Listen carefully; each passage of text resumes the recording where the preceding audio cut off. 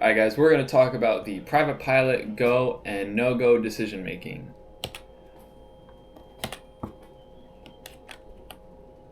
Alright, so the lesson objective is to instruct a private pilot student on how to make smart and safe decisions on whether or not they should fly. And these over here are just going to be some of the references that I'm using. Alright, so first you're going to want to look over yourself as the pilot. We do this by using the I'm Safe checklist. Going over that, first thing we got illness. This can affect a pilot's ability to focus and make safe decisions while flying. Headaches and congestion can have a significant impact on a pilot. Medication can affect a pilot's psychological state. Depending on the medication involved, even if the medication is over the counter, a pilot should always consider the effect it may have prior to flying. Stress can cause a pilot not to think properly or clearly. Stress can cause a pilot to rush certain areas, such as pre-flight and other critical checks during flight. Alcohol, the law is 8 hours, bottle to throttle, and less than 0.04% blood alcohol content to be legal to fly. A pilot cannot be hungover and decide to fly. Even after the legal period, things like dehydration or fatigue can still make it unsafe to fly. Fatigue. When a pilot is fatigued, it clouds their judgment, which can lead to unsafe risks being taken. And last, we got emotion and eating. A pilot should always be in the correct headspace, even if they are dealing with a lot of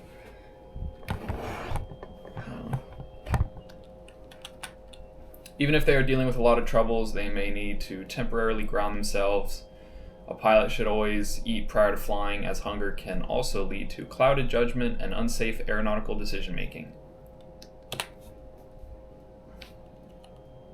Alright, aircraft. Airworthiness. The aircraft needs to be legal and safe to fly before departure. Pilot should check inspections, documents, and any maintenance issues before making the go/no-go decision. Fuel. A pilot should always make sure there is enough fuel for the flight, including reserves. Improper fuel planning can lead to an emergency. Weight and balance. The aircraft must be loaded within its weight and balance limits. If the aircraft is too heavy or out of balance, performance and control will be affected. Right. Performance. Pilots should make sure their aircraft can safely take off, climb, cruise, and land under the current conditions. Runway lengths, density, altitude, temperature, and obstacles should all be taken into account before flying. Equipment. The aircraft should have all required equipment for the type of flight being conducted. Pilots should consider whether the radios, lights, instruments, and navigation equipment are working properly.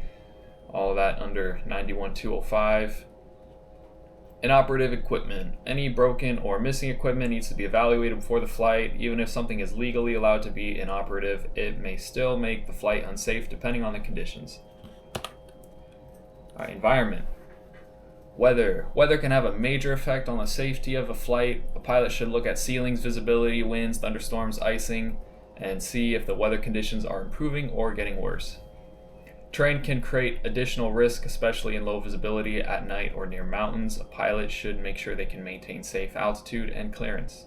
Winds can affect takeoff, landing, and aircraft control. A pilot should look over the forecast for current and expected winds to ensure they are within aircraft limits and personal limitations. Airspace. A pilot should review the airspace along the route before departing. This includes controlled airspace, restricted area, prohibited areas, and TFRs. Airport conditions. The pilot should check runway lengths, runway condition, lighting, traffic pattern information, and available services such as fuel. The time of day. Day and night. Flying creates different risks at night. It can be harder to see terrain, weather, obstacles, and any emergency landing areas if needed. External pressures. Time pressure. Time pressure can cause a pilot to rush decisions or continue a flight when it would be safer to delay or cancel. Passenger pressure. Passengers may want to arrive on time or may not understand the risks involved. The pilot should explain that the flight may need to be delayed, changed, or canceled if the flight conditions are not safe. Get-there-itis. Get-there-itis happens when a pilot becomes too focused on reaching the destination. This can lead to ignoring weather, fuel, fatigue, or other warning signs which would have otherwise prevented the flight from continuing. Pride. Pride can make a pilot feel embarrassed to cancel or admit that conditions are beyond their comfort or skill level. Schedule pressure. Work, school, appointments, or events can make a pilot feel like they must complete the flight. The pilot should always have a backup plan instead of forcing themselves to continue on a flight which they know is unsafe. Cost pressure. Rental costs, hotel costs, or wasted time can pressure a pilot to continuing when they should not. Personal limitations. Ceiling. A pilot should set a minimum ceiling based on their experience and comfort level. Continue to monitor the ceilings during the flight and be prepared to make a diversion if needed to. Visibility. Visibility should be enough for the pilot to safely navigate, avoid terrain, and see other traffic. Lower visibility can quickly increase workload and risk depending on the airspace. Too low visibility can become illegal for VFR aircraft. Crosswind. A pilot should know their personal crosswind limit. If the crosswind is near or above their comfort level, then they should delay or cancel the flight. Night flying. Night flying can make it harder to see terrain, weather, and emergency areas. A newer pilot may need to increase their personal limitations when flying at night. Currency and proficiency. Being legal does not always mean being proficient. If a pilot has not flown recently, they should use more conservative limits or fly with an instructor a bit before going solo. Fuel reserve. A pilot should never plan only the legal minimum of fuel. Extra fuel gives more options if weather changes, winds are stronger than expected, or diversion if is needed. All right, and that's all. Thank you.